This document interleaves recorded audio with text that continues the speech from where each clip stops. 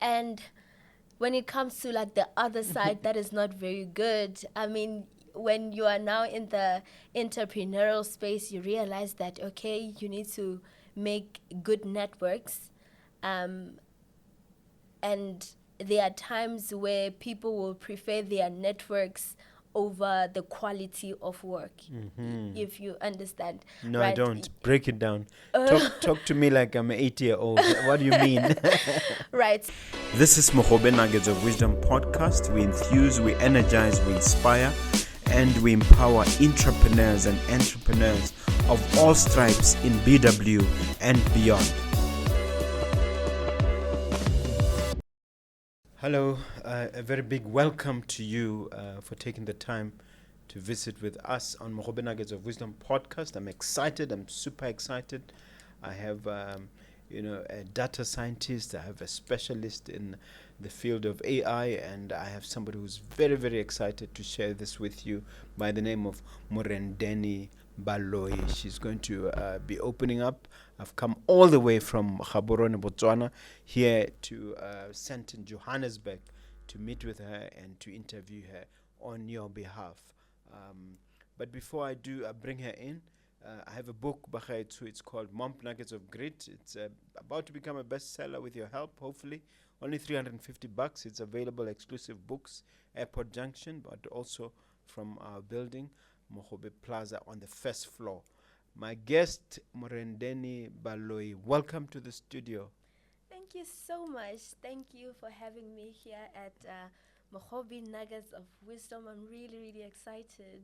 Okay. And I cannot wait for the conversation that we're going to have. Wow. I normally start off things by getting the guest to introduce themselves, where they went to school, what do they do, why they're so excited to be on the Nuggets, that sort of thing. Yeah. Go ahead. All right. So as he has already introduced, I am Murendeni Baloyi. I am an AI enthusiast at heart. So I went to Wits University, where I studied a degree in biological sciences. And just along the journey, I developed an interest for technology and data science, to be more specific. And so, given my attitude of not wanting to quit or fail, I decided that, you know what, I am going to finish my degree. Okay? And I did finish it. So that that decision was to ensure that I don't start a new degree without finishing the one I was already doing. So immediately after getting back home, after my examination, I then started studying data science, and I did it online. Thankfully, I had a help of a mentor by the name of Mouthwatering, who is doing so great and big things within the space of data science.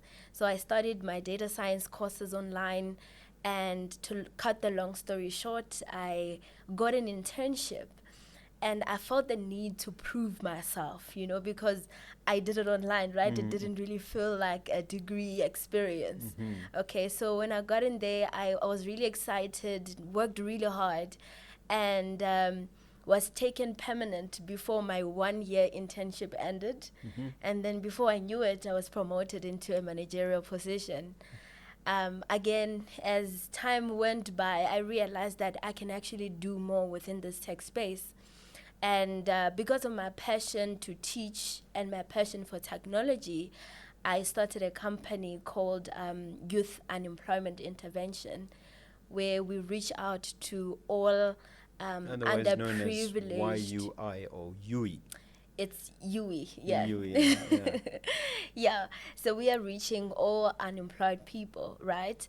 And now, as I was growing and building the brand, I then realized that, you know what, there's actually a lot more things we can do in South Africa, especially when it comes to skills development, and not necessarily just focused on unemployed youth. There are people who are in the workplace and are not very aligned with today's emerging industry trends. We are moving in a digital era. where you need to learn new skills. You need to equip yourself with technological skills. And I then founded Panadite Academy, and it is doing exactly that. And what's the difference between YUE and Panadite? UE, YUI. Yeah. YUI. So YUI is an NPC that is specifically targeting unemployed youth from underprivileged background, and Panadite is given skills development in the same way, but targeting a broader scope. We are looking at all individuals who want to equip themselves with future-ready skills, whether they're in the workplace or wherever they are in their journey of life. Yeah. Let's start with a light-hearted look at what you do in an average day. Can you take us through, a day in the life of a data scientist? Ooh, Yeah. that is a very interesting one. So first thing is that I wake up to pray and meditate. I'm a Christian, so I really just believe that when I start my day with prayer, it becomes lighter. I make a lot of progress. But over and above that, I prepare myself for work. When I get to work, there is always a list of things waiting for me to do. But in my space of data science, the things that would really occupy my time will be building systems, okay? And also, so that starts from you having a requirement, right, by a client to say, okay, we want to analyze this sort of thing. We want these results from the data that we produce. So now I come in as a data scientist and analyze, okay, from beginning to end, how is that going to be developed? So now that process involves extracting data from different sources. This can be data sitting in databases and folders or wherever, and then loading that data into a machine or a program. So if I'm using Python, so that would now be We're not talking about a snake, of course. No. We're talking about a programming language. Python is a programming language, Yes. right? So that would be me writing code to be able to transform that data, manipulate it, clean it to suit the requirement. So you have an end goal in mind. And then from there, we'll put that data into a tool that can visualize it. So that could be the likes of your Power BI, ClickView, going on like that. So those tools help us to visualize data to be able to draw insights from it. Yeah. It's a very interesting day. Yeah. Yeah. However, there's more to it in my case because I'm a manager. So there's people who report to me. So over time, I will then have to review their work, guide them, and all of that. So then that makes my day even more interesting. Yeah. You've decided to focus on the unemployed. Why? What triggered that interest? Yeah, that's a very personal story. When I started working, like I said, I started work from a biological science background in varsity. I got home and I realized that this is not really my passion. I had found my passion, which was in data science, okay? And a lot of people find themselves in that sort of situation where the degree they studied no longer resonate with them. So I had an opportunity to learn data science, right? During the time of my studies, after doing my degree, I was studying the whole time. It didn't feel like unemployment because I felt that I had a goal. I was going somewhere. I'm studying to become, right? But my first job was not in data science. It was data analytics. So I didn't get a very big salary, but it was good. And the first thing I did then was to renovate our home. That was very significant for me because I hate poverty with all of my heart. To renovate how? So renovate our living space, our house at home, right? Add a couple of rooms, No, just making it look better. It was just not at a very good state, and for some time I I come from felt real estate, so when you talk of Yeah. renovation, I get Oh, it's excited. bigger. I'm trying to imagine what you did. yeah. Added 2 rooms and No, so change the it was kitchen and whatnot. Yeah. No, it was not more so of adding rooms, but making the living space look beautiful. Yes. Because it was not looking beautiful, you know.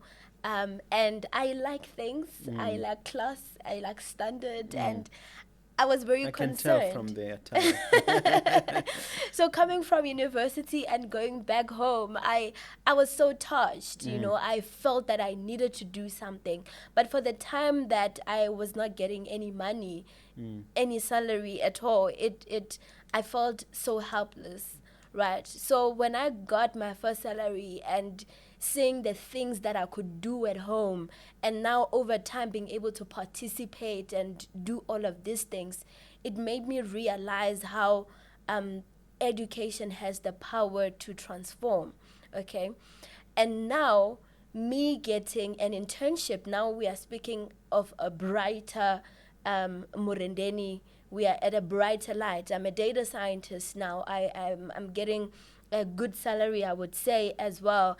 And now realizing that I didn't have to go through the longer education system, which is not bad at all. I'm just trying to explain my story, that I didn't have to go through 4 years of learning to be a data scientist. I simply could do it online, you know. So now that You sort of hacked the system. You cut the process down. It was a hack, isn't it?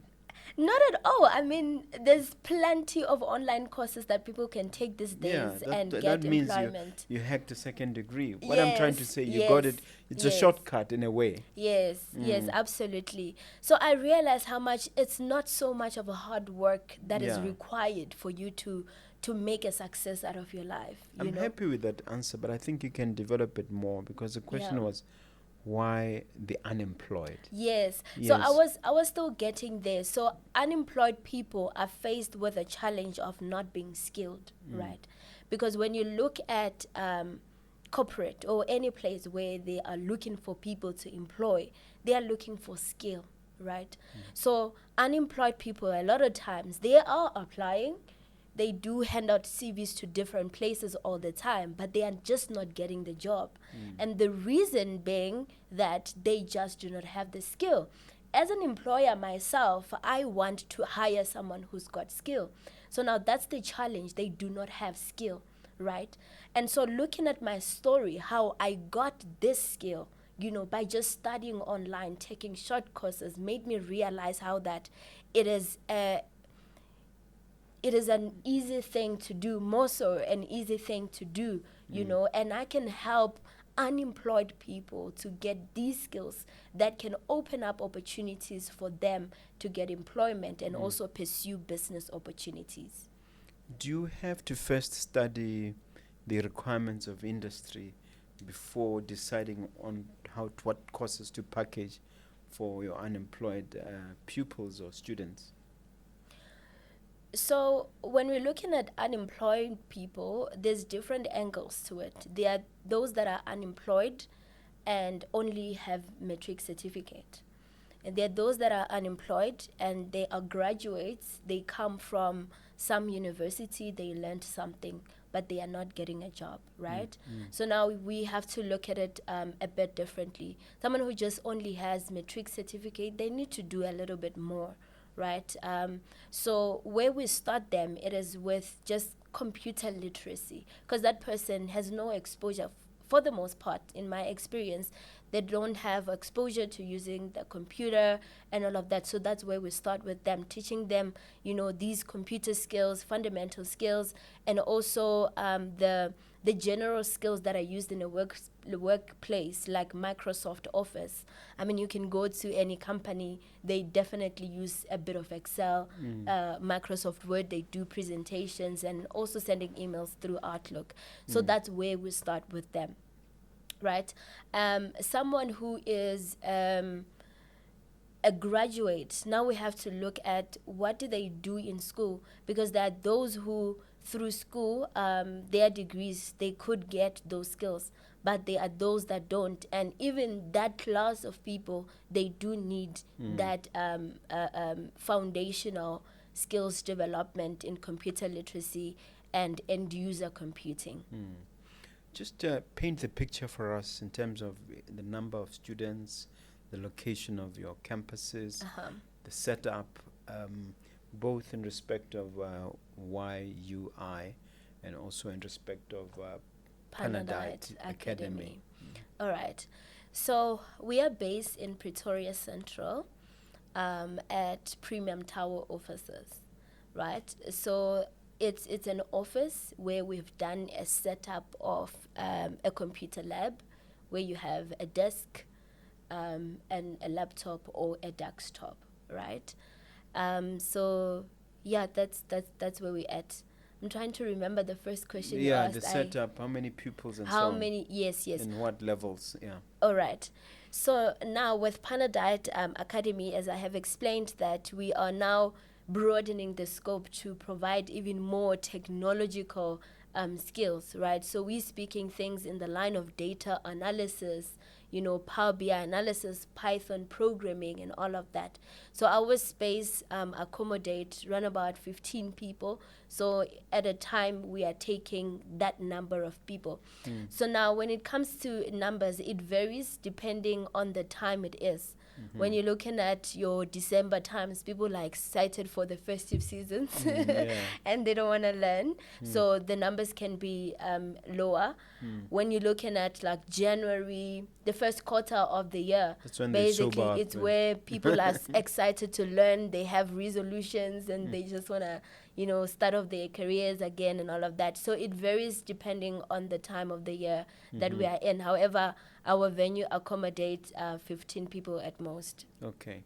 Now, and the overall enrollment for you, and that's the first part of the question. The second part is, are you available also online? Yes, we provide classes both online and on-site. So we take a hybrid approach because not everyone can come to Pretoria.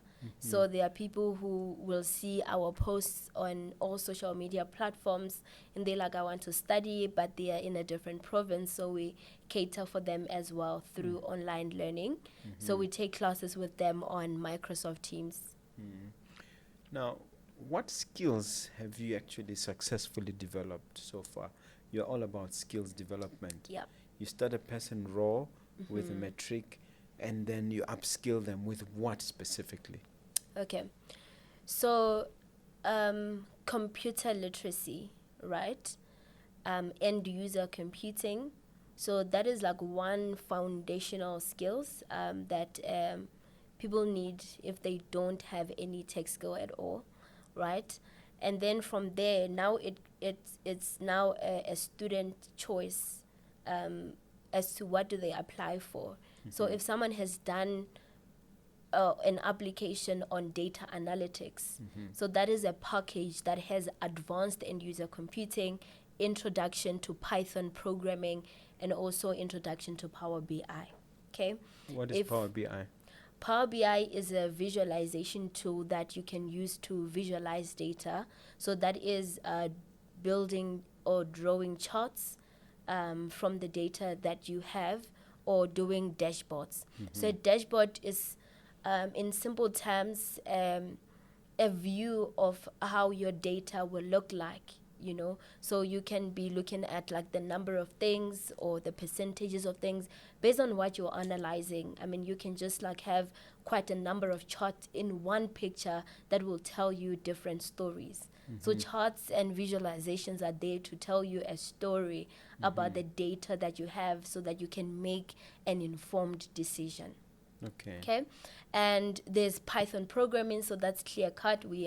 It's training Python programming, right? Is that coding? Yes, yes. There is Power BI analytics in itself. So now does it coding to the point of creating apps and that sort of thing? Okay, so there's also web development. So we don't have any app training yet, app development training, but we do have website development, to help people know how to build websites and all of that. Yeah. Are you ever going to get to that level, app training? Yes, we are. So right now our focus was really to give people skills that they can use immediately. I think app training is also one of that, but it requires a lot more of preparation on our side. So we are focused on skills that, people can take immediately and either get an employment or start their own business through freelancing. I can see that you're an entrepreneur and an entrepreneur of note. If I were to ask you, what excites you about entrepreneurship, and what surprises, if any, did you encounter as you go deeper in this field of entrepreneurship? Yeah, I'm very excited about it. The things that I have learned so far are a lot, very positive, some negative, right? But I'll start with the good things. Entrepreneurship for me, I look at it as a platform where you impact people's lives. So I am a person who has always been ambitious and very excited about building myself, developing myself. And my mentor and pastor has said one time that success is impacting the world with the investment of your personality. So I've seen myself as the person, I've developed myself and all of that. I'm excited to go to webinars. I hear different information all the time and then I go and implement. And that now transforms my life. And now entrepreneurship gives me a platform to impact people's lives and build their lives as well. And I believe I live for that, to build people's lives. And that is why when I started, I went into skills development, because now I'm bringing information to these people and I'm also giving them practical skills that they can go and use, themselves. And when it comes to like the other side, that is not very good. I mean, when you are now in the entrepreneurial space, you realize that, okay, you need to make good networks. And there are times where people will prefer their networks over the quality of work, if you understand. No, right? I don't. Break it down. Talk to me like I'm an 8-year-old. What do you mean? Right. So you are a person who've got quality of work. You've proved yourself and all of that, right? But now, because there is a circulation of resources among people who've known each other for so long, they will keep it within their space until you yourself break into their network as well. Yeah. So I wouldn't say it's a bad thing. Maybe that's just how business is. But it's one, development area that every entrepreneur must have. Sometimes it's easy and sometimes it's not. Yeah. Okay. I've also learned to not trust. Just trust easily. Because people are not trustworthy. They just want the bag. It's no longer about the impact that you're making or anything else. It's just really about the money, right? So I'm just learning a lot over time to say you kind of like need to balance that. You need to move fast, be at the pace, and yet still make the impact that you want to make. And that is one thing that I don't want to lose.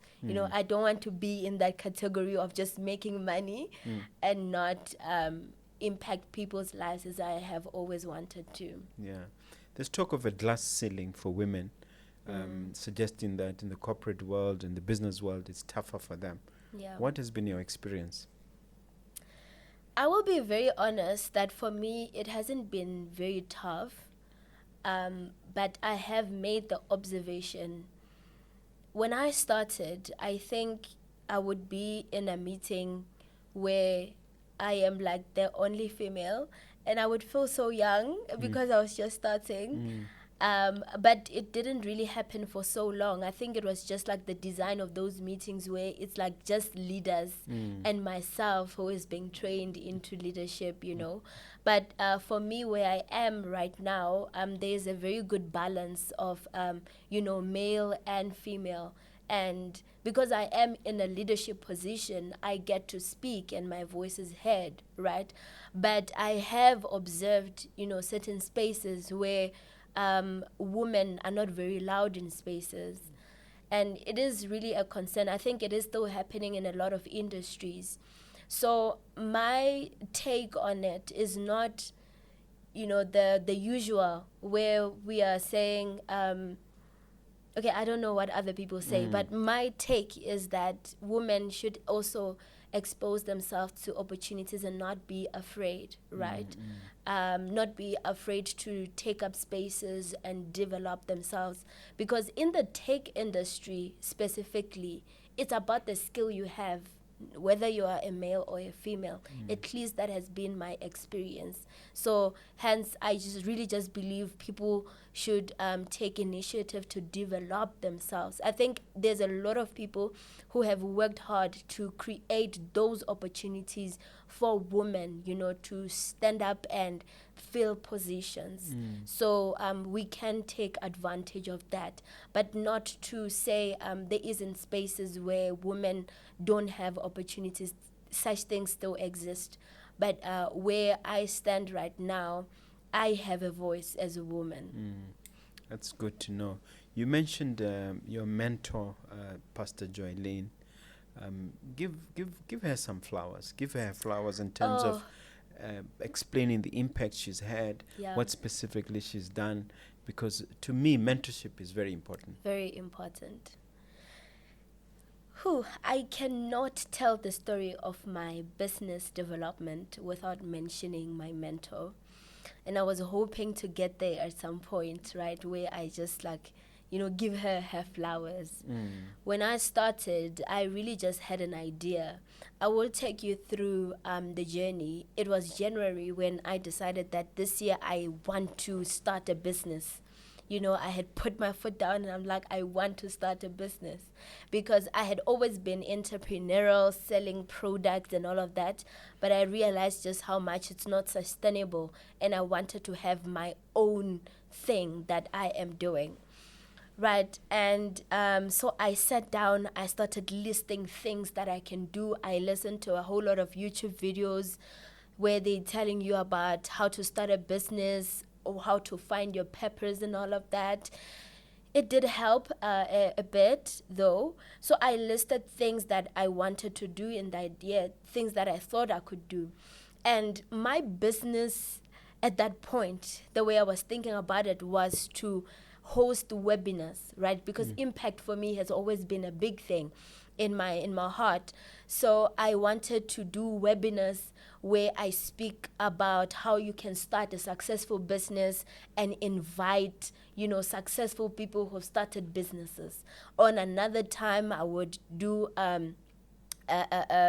training in Excel, because I believe that's where you needed to start. I also listed one where I speak about women hygiene and all of that. So I just listed different topics where I could host an event, webinars, invite people, invite key speakers, and people pay, and that is how I would make my money. So I started drawing up a business profile and all that.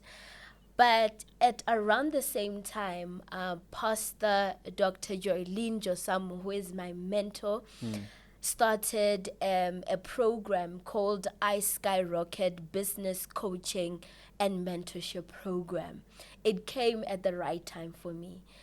The first class, I will never forget it. I can tell you from my, just waking up from my sleep, what that class was about. Yes. It was about how you can start a sustainable business. So she took us from the beginning of what you do when you want to start. So I'll just give nuggets, right, on that class. Well, the program is called Nuggets of Wisdom. Yeah. So she mentioned that if you want to start a sustainable business, sustainable is a keyword in this line, you have to identify problems, I guess, in your society or your community, right? So you identify problems, right? and then now think, what are the solutions to those problems? And what took me out in that class, she said that those things that you have written down as a solution is actually your project, right? And that is your business. So that, whatever you said is a solution, then becomes your business operations, okay? So you are now in the business of solving that problem that you have identified, and that solution, because you labeled it as a solution because it resonates with you. So now, it becomes your project, right? So that was my key takeaway from there. And every Tuesday we would go attend class, actually just attend class online, and it would be building up from there. The next time she said you must have a team. So what I was doing strategically for myself was, after every class, I made sure that I implement everything that she spoke about. So she spoke about, starting a sustainable business and all of that. So I went back home to my list and say, okay, this is not sustainable. I am not solving a problem here, but here I'm solving a problem. So I went now, the thing that I picked from my list, yes, was the session where I said I would train people on Excel, right? So, but now over time I learned, no, it's not just only Excel, there's a lot more, right? Technology is big, and then it grew up to be a very big idea. So every other day I was making sure that I implement the things she's talking about. So on another day she spoke about building a team, how you can talk to people to believe in your vision and build your vision with you. So I went out, I began to speak to people, and I realized that people actually want to do this thing with me.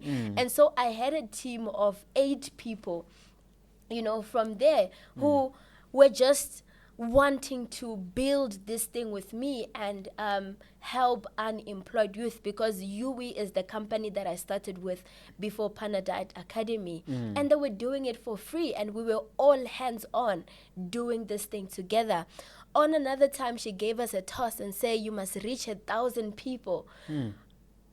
And obviously I was like, I'm not gonna be able to do that by just talking to people. So I sponsored a post online, and it reached people, over 1,000 people. So I excelled in that task. So every day I was making sure I did this thing. Yes.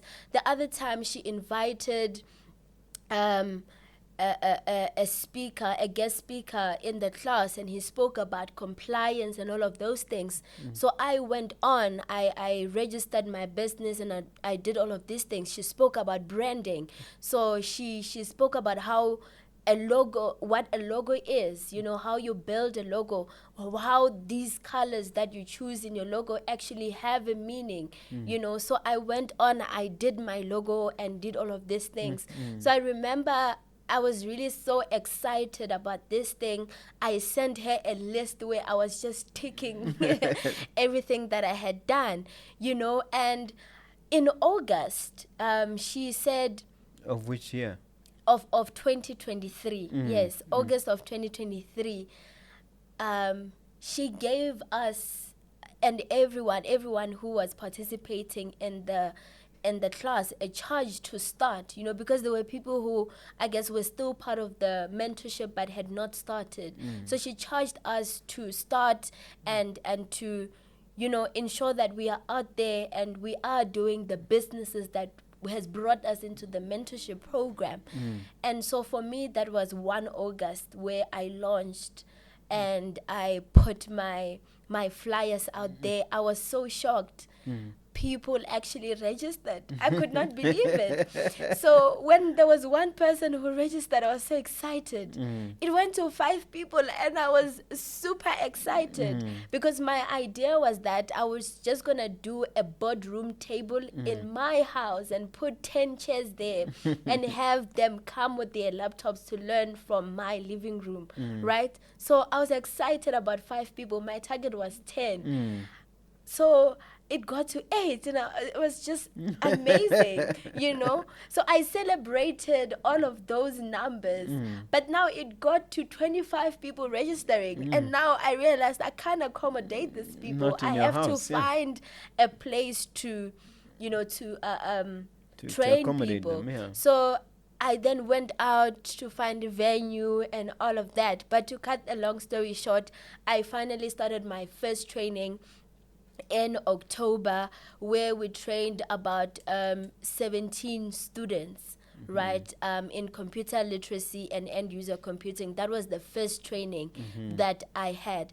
And one thing that I learned over time is that with these programs and mentorship program that I had with Pastor Joylene, it's that you are given a task, right? But one thing leads to another. You see how I then went to another place, and now when I met those people, this is people who are already in the training industry. They have a computer lab. Now they're giving more information that actually you can't just do this. You have to get accreditation. Now it started my new runarounds of trying to get accreditation and things like that. So, if one thing leads to another, then to another, then it results in, this growth and acceleration that I've experienced in my journey. Let's talk about Panadite. Why did you find it important to go from YUI to Panadite? Yeah. And does it have a special meaning, this name Panadite? It does. It does. I'll tell you about it. So with youth unemployment intervention, we're doing a great work, and we still are, right? The only challenge with it is that I could not realize my full potential, right, in technology specifically, because with it I could only go as far as end user computing.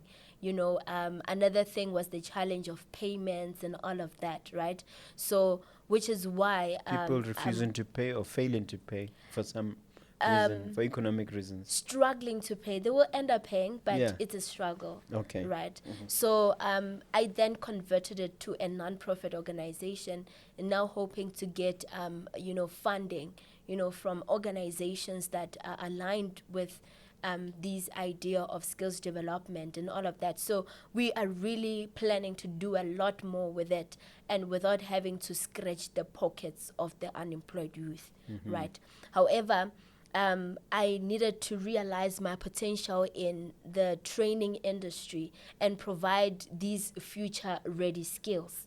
Okay, and that's how Panadite Academy came about. So it is really still skills development, but at a broader scope. Providing stuff in data science, AI, cybersecurity, all of that. So I'm using these terms as umbrella words. All right. So that's how I shifted. It's not a shift because I'm doing both, but that's how Panadite came about. Yes, and also just realizing how the world is moving fast. We are living in a digital age. We are living in the age of artificial intelligence. You have to know more than just using Microsoft Office. You've got to have exposure to cybersecurity. If you have a company, you need to have some knowledge of these things, because you've got to have your stuff protected, and that's how cybersecurity comes about. You've got to use artificial intelligence to automate tasks and make sure that your team is not... So are these modules then? Yes, these are modules, but AI is just an umbrella word to a whole lot more things, right? And earlier I listed some of these things that we do, right? So that's how it came about, and of course it's got a special meaning. Panadite has a special meaning. I'll tell you about it now. So when I have realized that, oh my God, I need to broaden my scope, and do more. And another reason was that I wanted to provide training to corporate as well, train teams in technological skills, because there are people who are already employed, they're in companies, and they don't have, skills that align with emerging industry trends, and those people should also be accommodated. So that was also another reason. Yeah. So now going back to the meaning of Panadite Academy, I can't wait. it comes from two words, panacea and erudite. Okay, so it's a portmanteau of those two words. So panacea. It's another big word you've just used, portmanteau. I think portmanteau is when you put two words together to make one word. Yes, I figured that. Yes. So panacea means solution to every problem, and yes, I really feel that skills development is a solution to all problems. As far as doing work is concerned, right? In the tech industry. Yes. Yes, and then erudite, we are speaking about a determined learner or a determined scholar, right? Something along those lines. So when you put that together, that's how Panadite came about. That is so brilliant. That's so brilliant. Time to also blow your trumpet a little bit. What do you say are your most significant successes or accolades, either in terms of a student who did wonders or who's achieved something significant, or in terms of actual awards that you've received? Do you want to share on that? Yeah. I will start from the basics of just doing the training itself is so heartwarming and satisfactory. I mean, you will see times where we start a person from zero to hero. That I'm talking about, starting from teaching someone where the escape button is in a keyboard, and what it's used for, like how to shut down a PC, and not doing the hard pressing of the button, the difference between a right click and a left click. With some people, we have to start there.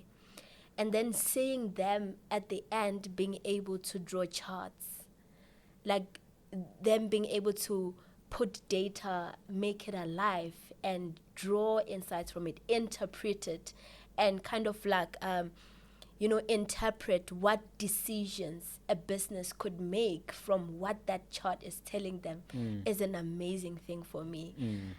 It's really just amazing. I could live to experience that, So that and to think that you were instrumental in making that happen.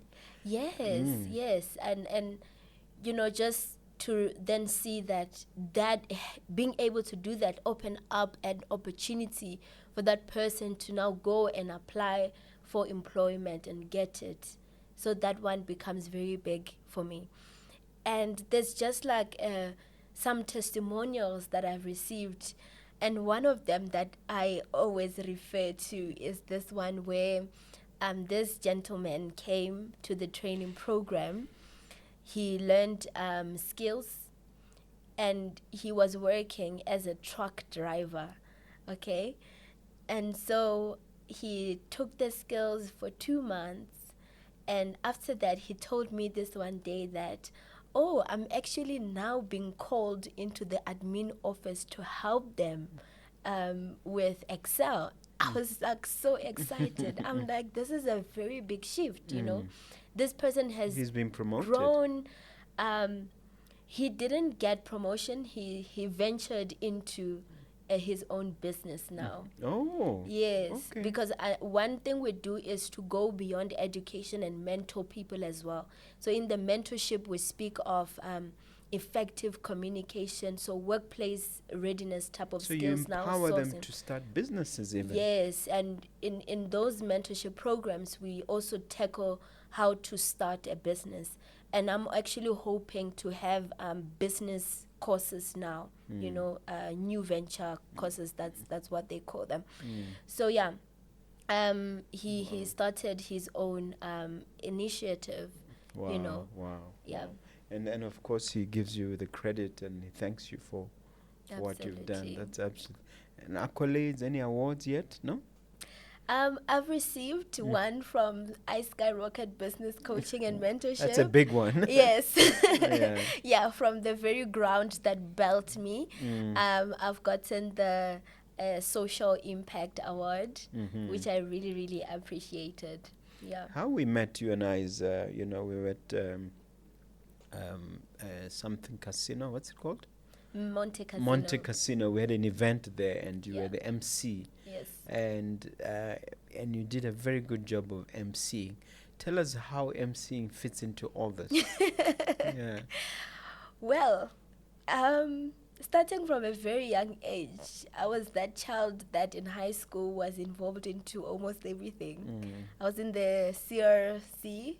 I was in the choir, the school choir. Mm. I was doing debate. Mhm. Yeah, so I was just that kid that was involved in a Yeah. whole lot of things. Mm. And it was so difficult for me in varsity, in matric, to choose what I'm going to do in varsity.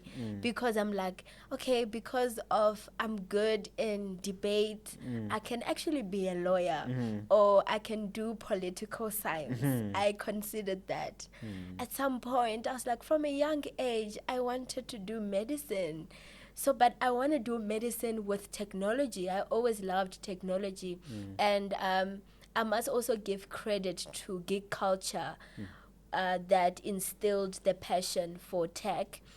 During holidays in my high school days, I would go to vacation work programs that they hosted to empower communities, youth in communities with technology.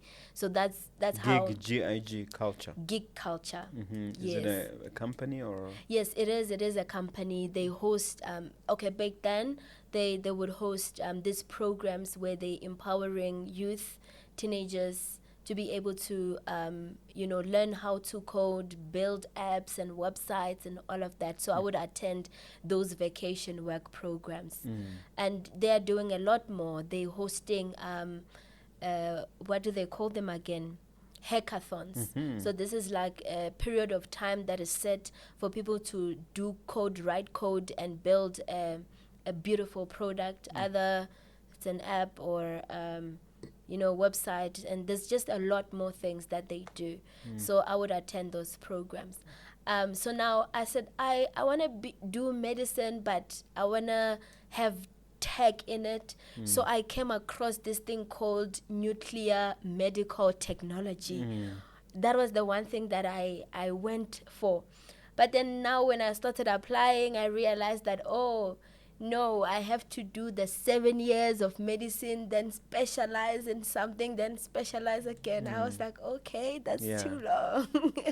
Right? So yeah, to answer the question, I was just like that one who is talented. I am talented and involved in a lot of things. So yeah, I do some emceeing here and there, poetry, YouTube.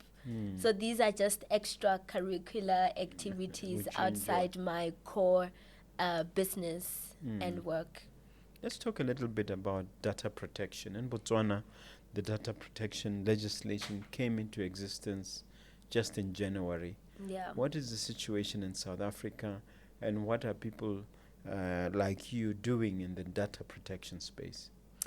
Okay, so there is a term called cybersecurity. So this is where you are putting protection in your programs, right? I will just use program as a general term for a lot of things like your folders, your softwares, your systems, and everything else, emails and whatnot. So data protection is a very big thing, because if you hold someone's data, I would even say you are holding their life, because that is their information. And if that information is not protected, then it means that you, it is actually It's a vulnerability. Yes, because a weakness. Yes. So I strongly believe that companies should take cybersecurity very, very serious, because they are dealing with data. So there's people who are, I guess I would say, curious I will just use a positive word for it, who would want to hack into people's systems and extract whatever information they extract so that they can do fraudulent activities. So that is definitely a very wrong thing to do, right? But it is so bad if they could do that from your company information, if they could get that data from you as a company, So I think fraud is not a very good thing. We should get ourselves protected from it at all costs. So taking cybersecurity very serious would be very important for anyone who holds data. And starting from you as an individual, you do hold data, your personal information. And so what are the do's and don'ts?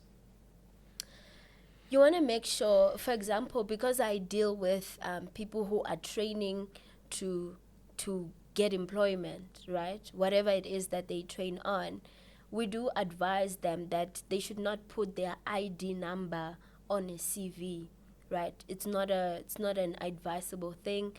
They don't also want to put their home address. So it's enough to just say, I'm from Pretoria, South Africa, but not to say from 356 Clan Street, because if that CV can get into wrong hands, they can have access to your ID now and your home address and all of that.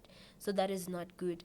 But as a person, you want to make sure that you don't just click to any link. There are people who in different social media platforms will send you links to things that you don't even know about. Is it better to delete every time somebody sends you a link that you don't know?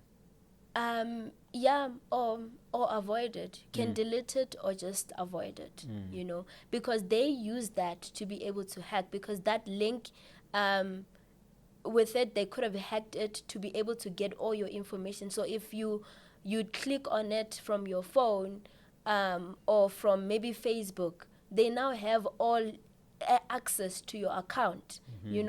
They can now text people and do a whole lot of things. So they it's can just take over just a Facebook really, page and things. Yes, they do that. Ask people for money. Use it to drive their businesses. Like there are people who do trading.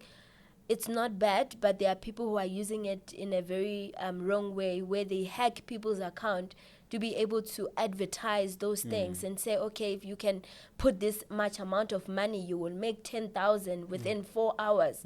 People want money, and so they will just agree to that. They send them money, and those people disappear.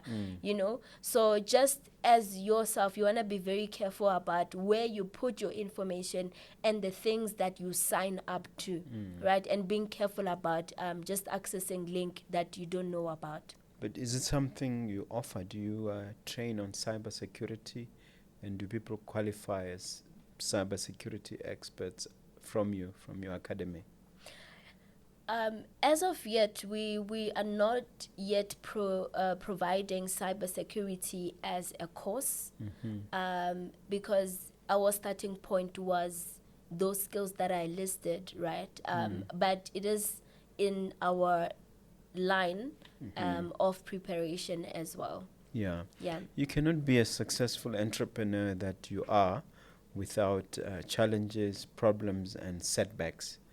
Can you cite a couple of setbacks or events that have really shaken you up? In a way, I say it's a form of training, which have trained you the most. Phew, that's a very big question. The first one, so I realized that with business you have to use money a lot, either to purchase and So when you are getting resources and things, you are trusting people with services, to be able to help you. You really need to do a very good scrutiny on people's services and character, what they stand for. I think it's important to know what they stand for, because there are people who are just in it to just get money out of it, as I've said earlier. So you want to be very careful to be sure that they're going to deliver quality service, and do whatever thing that you trusted them with, right? So that was the one big thing for me, be able to evaluate quality I mean, what had happened? over. You're not being specific as to what is the setback. Okay, trying to think if I can get into the very details of it. Without mentioning names, you can. Wow, okay. So the one thing was with my accreditation process, right? So this happened to two different, it was two different companies and individuals, okay? So I will speak of the second event where I put a deposit for my accreditation to be done and all of that. But then to realize that there's a lot of missing pieces that I was not informed about, and they also are not able to assist with, and then it just put a whole lot of delay into it. And when you are in this industry, that is the first thing, the first box that you want to tick in order to be able to have access into the market and get a lot of opportunities. So that was one big setback for me, one that I felt like I could have just done it myself, and I was so angry at myself. But it's a learning process. It's a learning process. Wow. Yeah. So you lost money there. I lost money. Over and above that, you need to be very adamant and stand firm, right? There are times where people will take advantage of you and say, okay, I'm unemployed, so you must train me for free. They just expect free service. There are people who just want free service everywhere. And over time I learned that, it's not just me, but you want to be very firm, and understand the quality of service that you provide and what they're going to get out of it, so you kind of like need to be firm and know what you are doing. Yeah. Yeah. Let's talk about AI specifically, artificial intelligence, in the context of analytics and data, and the impact it has, and also what you do in that area. Yeah. So I strongly really mention automation when we speak about AI, right? It automates your tasks. Artificial intelligence allows you to, save time from the manual work that you will usually do. Okay, I will give a case study when I speak about this. Panadite Academy, right? The first thing we do is that we need to reach people. Okay, the traditional way is printing out a flyer and distributing it to people, right, who are walking past the street or at the mall and all of that. But now AI has enabled us to now sponsor posts that can reach people within an hour without you having to go to a specific location. So it's geographically limited if you go to a specific location. But now with this functionality, you are then able to reach a lot of people in different geographies at a short space of time. All right. Another thing that we've got to do is to know where we are stationed, right? So again, we are using tools that can allow us to analyze our data to say, okay, which applicants are we receiving, from which places, where can we station our training program? And so being found in Pretoria Central was an informed decision as well, because people applied, we have that data of their location, and now we are using tools that are enabling us to analyze our data and make an informed decision as to who should we be marketing to and where are they found, right? There's a lot more things that you can really talk about. If you are to look at a retail company, for example, right? They can take their stock data to now be able to say, okay, we need to put a lot more effort in this product because it's not doing well, or get rid of it if they don't want to continue with it. We need to, maintain the standard when it comes to this product, because it's really doing well and our strategists are working on it. So that ability to analyze data and draw insight from it is now also an important one. In my line of work, at my workplace, what I do is put data together that the company is an insurance company is able to use, to make an informed decision of whether to buy or sell assets. And, that will drive their profit and their losses. So you see how important all of this thing is. So it's artificial intelligence from the beginning, from the moment of being able to put data into a program, like encode, manipulate it and all of that, put it in a tool where you're able to analyze it and now take out reports from it for them to make those big decisions of whether they should be buying assets or selling assets, right? There's a lot more things, like if you are I'm trying to really find examples for this thing, but you can use artificial intelligence in almost everything how to save your time. How did you empower yourself and skill yourself in that area? Yeah. What did it take for you to be this good? You have to continuously learn. The learning doesn't stop. Yeah, but what did you do? Yeah. So the first thing I did was my data science courses. Okay. And then upon getting a job opportunity, I then began to practice all of these things, right?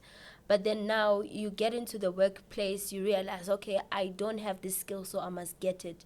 So every other time where I see that there is a gap in my knowledge, I will go take an online course. So online courses are very important. Like, you do not have to, enroll for a degree or whatsoever to be able to get this, because there's a lot of free courses online that people can take to improve themselves. So whenever I see a gap in my knowledge, I will go take a course, a short course on it that will either take me 3 days or 3 months or 6 months, depending on the complexity. Wow. And let's talk about the mindset or the level of faith that is needed for that. Can you touch on that? Because I don't think it happens automatically. Yeah. So the starting point with this is having a goal, right? So what do you want to be and what do you want to achieve? And I will answer this on an individual level and in terms of a business as well, right? So starting with the individual. So if I say that I want to be a software developer, that is my goal, right? Becoming a software developer. And now you want to say, okay, where can I learn? What tools do I need to learn going on like that? So it's knowing where you are going, what your goal is, gives you a new mindset to say, okay, this is where I'm starting, this is where I'm going, this is what I need to learn. And you sort of develop a learning roadmap for yourself. And you understand at each stage that, okay, this is what I'm able to do at this point in time. And as you go along, this is what I'm able to do. So you keep improving yourself, right? But it's really just knowing what you want, okay? And then for a business, I think businesses now are faced with the challenge of being able to do things effectively, right? So now, if you really want to be effective, you want to take advantage of these AI tools that are available, so that you don't get to spend a lot more time on manual work that you could actually use artificial intelligence for. Yeah. So for every task that your team could be doing, you want to sit down and evaluate it and say, is there an AI tool for it that I can use? And for the most part, you will find that there is actually an artificial intelligence tool that you can use for whatever operation that you are doing. Yeah. I suppose the other aspect that I wanted you to amplify a little bit was the aspect of faith, as in, spirituality. Yeah. Can you touch on that? Are you a spiritual individual? I am very much spiritually inclined. Mm. I grew up in a family that believed in God. So I was born into church, if I can put it like that. But of course, over time, you make a decision for yourself, to believe in God, to be born again, and, follow Him, right? So I am a believer, a devout believer in the Lord Jesus Christ. I live for it. So And how does it then cascade into the into business area? and all of that. Mm. In church, you get to learn more about purpose, right? That we are not just people who are living. You were born with a purpose. So, and now how I then brought it closer myself is that you have an assignment in this world that you have to fulfill. So now, understanding that, you now come to the realization that this assignment has to do with now you impacting people and all of that. So now I understand that there is a plan that God has for me, and I've got to fulfill that plan.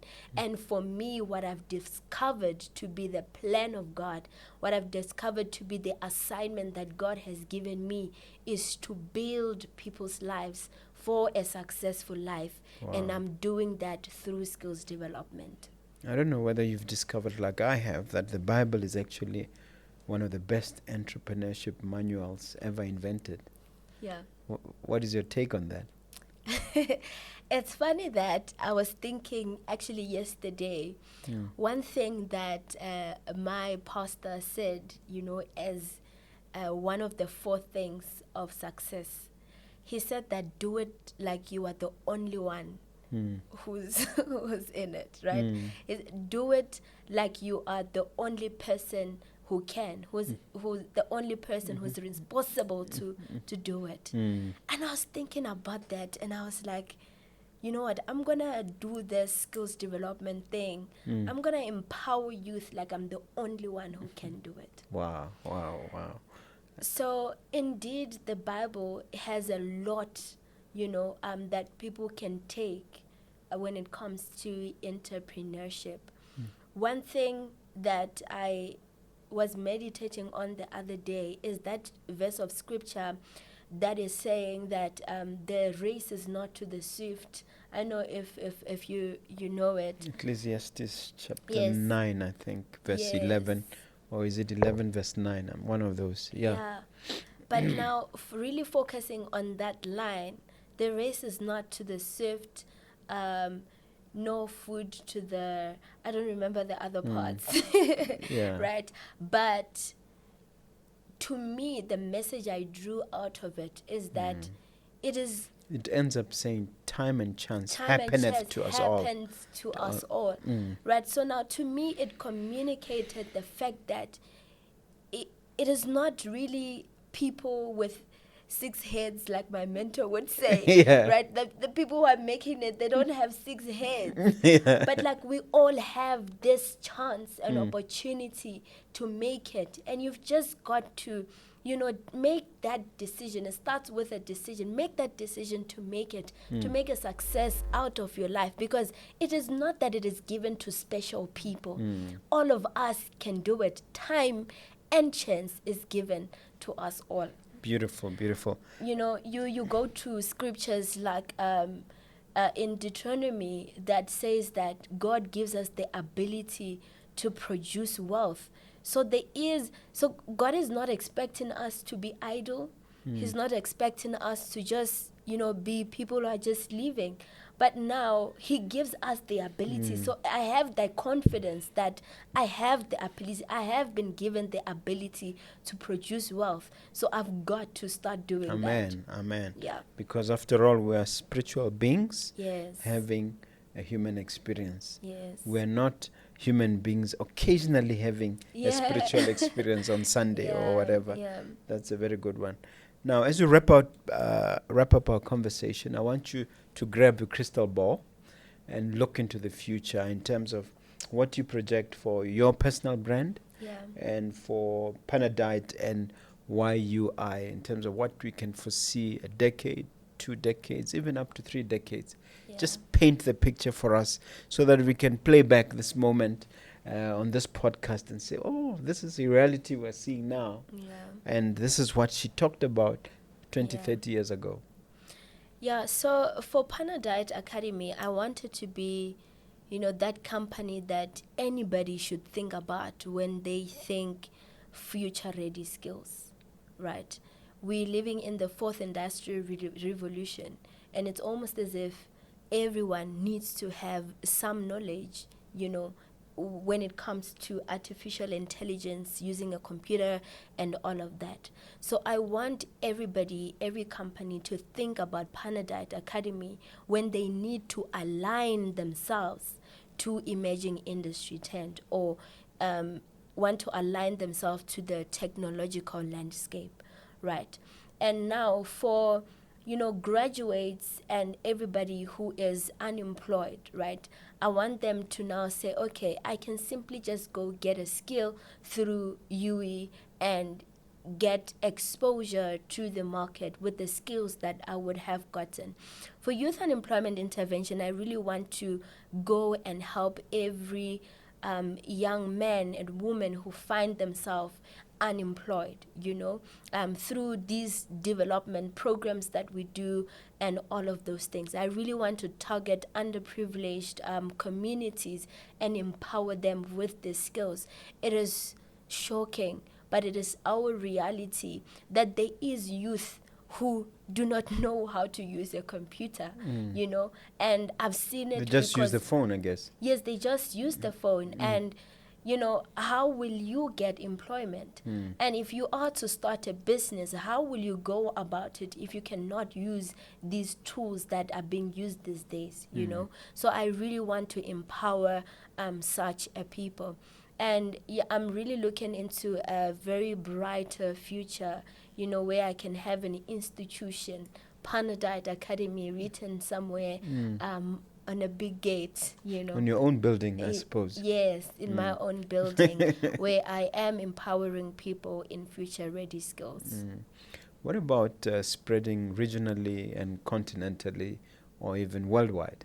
Yes, absolutely. So talking about that, I'm currently working on building a website where people can learn these things online. So this will be available to anybody around the globe, getting these courses online and all of that. And for people in South Africa, it's going to allow them to get accredited certifications online through my platform.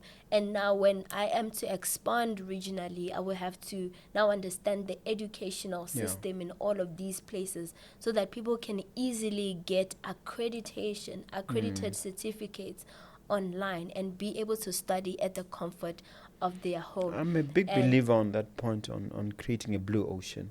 Yeah. In other words, not just competing on the vicious area of the red ocean. Yeah. What differentiation are you working on now, or are you planning to create, so that you can be operating from the blue ocean, as it were? What sets you apart, head and shoulders above the rest? Yeah, future ready skills, right? It's a lot of companies that are providing skills. Skills development is not new. It has been existing for a long time. However, a lot of people are not looking at our tomorrow. Where are we going, right? There's things that are emerging like cloud computing right now, where companies want all their data in the cloud and not sitting in premise, because data can be lost, and all of those things.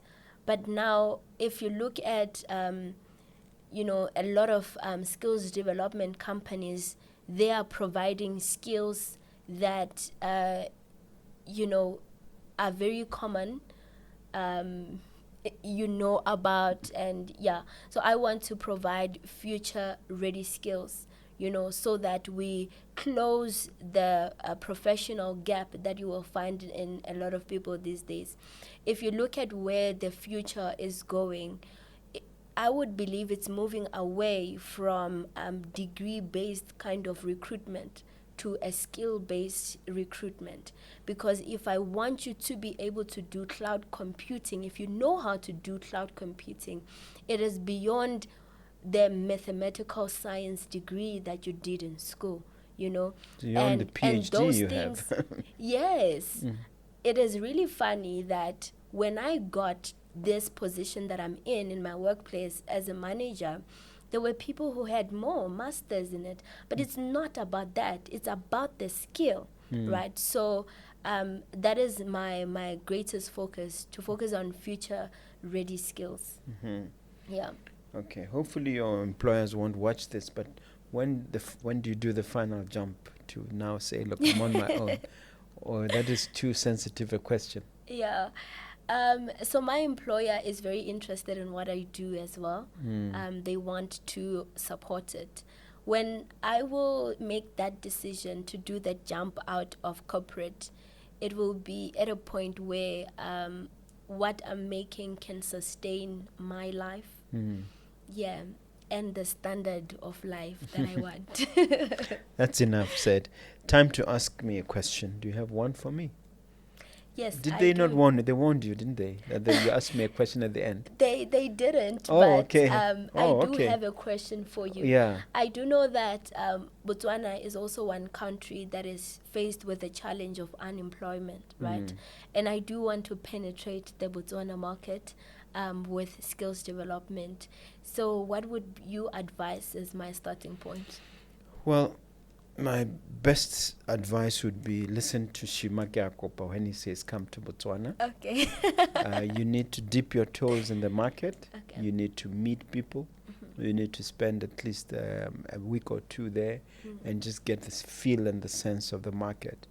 From this conversation, I'm convinced that there is a need and that you are in a position to meet that need. You just need to settle down. We have a saying in Botswana that there's no hurry in Botswana. And I noticed when I was in Tanzania that they have a similar saying, pole pole, slow down. Yeah. And every time I cross over here, the pace seems to pick up. Yeah. When I go back there, the pace slows down. Cover, So you need to just get used to that environment and adjust. So I say that without any hesitation, there's a need for your skills. There's a need for the education that you provide. You just need to go and feed the market. That's all. That's all I can say. So what would you say is the greatest need? What is the greatest cause as well for unemployment? I won't answer that question. I will only say whatever you are doing here, replicate it in Botswana. Okay. We're the same people. Yeah. I mean, Botswana, you know for a fact that there are 2.5 million of us, but there are about 5 million plus of Botswana here in South Africa. Yeah. So it's the same people. Okay. And the Bantu are everywhere. So the needs are actually the same. The language is very similar. So you must come. You must come. Yeah. All right. Having said that, madam, look at that camera as we wrap up. I want you to leave the viewer with one final uplifting message, either summarizing what we discussed or anything that comes to your mind. Yeah.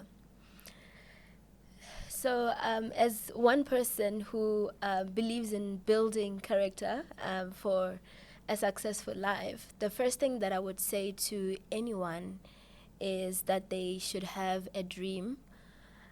That is one thing that has kept me up and running this whole time. You want to make sure that you have a dream and discover what is your purpose in life, because that then gives you the fuel to continue. All that I do myself could be in the workplace, in business, and everything else that I am involved in. It is because I want to fulfill this purpose. I want to fulfill this dream. So to every young person especially, start early. I am doing this business now. When I started, there could have been a lot of challenges, thinking that, there's no resources and all of that. But you then get to realize that things just align themselves the moment you begin to start. So if you are one person who is looking forward to make a success in your career and also to start a business, make sure that you start early. Find mentorship. I did a lot of these things because I had mentorship, and it's very good, to have advice and guidance from someone who has walked the journey, because they will tell you what to avoid. They will tell you what to do. So find mentorship. So you want to make sure that you have a dream. Discover what is your purpose in life, because it will keep you fueled. It will wake you up in the morning, even when it does not make sense to wake up on that day. And then find mentorship, because then you will get good guidance, things to avoid and things to do to make a success out of your life. Okay, that having been said, it remains for me, dear viewer and listener, to thank you for taking the time out. Can I just please ask you to do the honorable thing and strike that little button with the word subscribe on it? We really need your subscriptions. We need you to press the notification bell as well if you haven't done so already. Thank you so much for taking the time out. Let me especially thank my guest. You've been so brilliant, much. Madam. You've done such a great job. Thank you so much. Thank you for having me, and Okay. thank you to your viewers for listening in up until this one. Finally, I forgot to mention your contacts. Just your contacts very quickly. All right. I am Murendeni Baloyi on LinkedIn. That's where you can find me quickly. Murendeni Baloyi on Facebook as well. Because of my other extracurricular activities, I use the stage name Royalty Randy as a poet and a model.